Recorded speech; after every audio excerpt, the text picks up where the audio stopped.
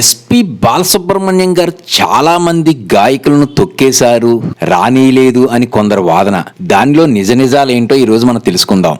బాలు గారు వాస్తవానికి ఎవరిని తొక్కేయలేదు. అయితే ప్రపంచ చరిత్రలో మహానుభావులు మరియు అత్యంత ప్రతిభావంతుల పరిధిలో ఏదైతే సహజంగా జరుగుతుందో అదే ఇక్కడ కూడా జరిగింది. బాలు గారిని నేను ప్రఖ్యాత మార్షల్ ఆర్టిస్ట్ మరియు నటుడు బ్రూస్లీతో పోలుస్తాను. ఈ ఇద్దరు కూడా దాదాపు దగ్గర సంవత్సరాలను జన్మించారు. బ్రూస్లీ మార్షల్ ఆర్ట్స్ ని అభ్యసించాడు, ఎన్నో చోట్ల ప్రదర్శించాడు, ఎన్నోసార్లు దాన్ని సాధన చేశాడు. కానీ ఆయన ఒక విషయాన్ని ప్రధానంగా గుర్తించారు.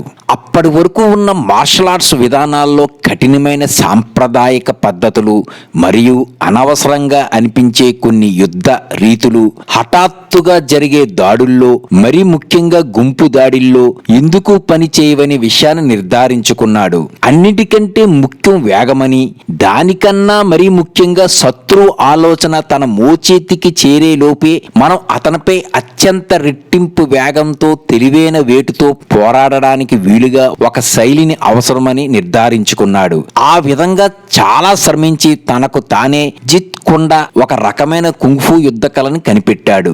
ఇక అదే బ్రూస్లీని చరిత్ర ఎరుగని యుగ పురుషుడిగా మార్చేసింది. బ్రూస్లీ ఉన్నంత కాలం ఇంకొకరు సహజంగానే ఎదగలేదు, ఎందుకంటే ఆయన సృష్టించిన విన్యాసాలు అన్నీ ఇన్ని కావు. ఇక ఇప్పుడు బాలసుబ్రహ్మణ్యం గారి గురించి మాట్లాడుకుందాం.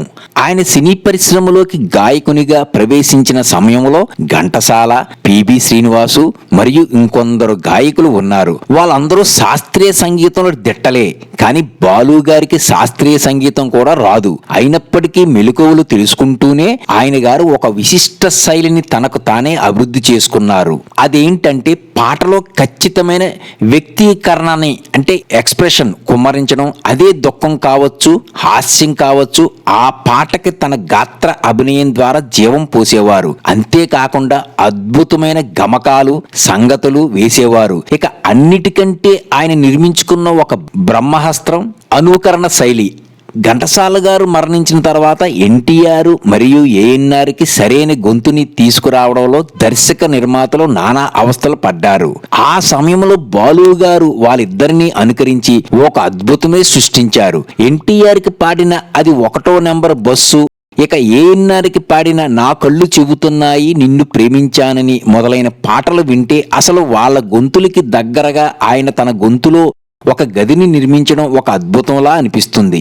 చిరంజీవికి పాడిన పాటల్లో చిరంజీవి నటనా శైలిని చూపించేవారు. ఒక పాటలేంటి, బాలు గారి డబ్బింగ్ కూడా చెప్పేవారు.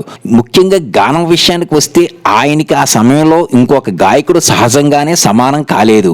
ఇక శంకరాభరణం, సిరివెన్నెల లాంటి సినిమాలతో తను శాస్త్రీయ సంగీతాన్ని కూడా ఉత్తమంగా ప్రదర్శించగలనని నిరూపించుకున్నారు. ఏ భాషలో పాడినా సరే ఆ వ్యాకరణం తెలుసుకుని అక్కడ వాళ్లకు ఆయన తమవారే అని అనుకునేలా చేసేవారు. కొందరు మేధావులు మైకేల్ జాక్సన్ తన రంగంలో ఇంకెవరిని ఎదగనివ్వలేదని, బ్రూస్లీ తన రంగంలో ఇంకెవరిని ఎదగనివ్వలేదని, ప్రపంచంలో వీళ్ళకి తిరుగులేదని అనిపించుకున్న వాళ్ళందరూ కూడా ఇంకెవరిని ఎదగనివ్వలేదని అంటారు. అది వాళ్ళ పైత్యం. వాస్తవానికి బాలసుబ్రహ్మణ్యం గారిలో ఏదైతే ప్రత్యేకత ఉందో అదే ఆయనకి అవకాశాలని కుమ్మరించింది. ఆయనకి మించిన అనుకరణ జేసుదాస్ గారు కూడా చేయలేకపోయారు. అసలు దర్శకులకి, నిర్మాతలకి ఆయన తప్ప ఇంకొకరు కనిపించలేదు. 4-5 భాషల్లో తనే పాటలు పాడేలా నిర్మాతల్ని, దర్శకుల్ని తాను ప్రభావితం చేసి ఉంటే గనుక తన చెల్లెలు ఎస్పి శైలజ, తన కూతురు పల్లవి, తన కుమారుడు చరణ్కి ఎన్నో అవకాశాలు తెప్పించి ఉండేవాళ్ళు. సూర్యుడు అంతా వెలుగుతూ పక్కనున్న నక్షత్రాలను తొక్కేస్తున్నాడు అంటే ఎలా?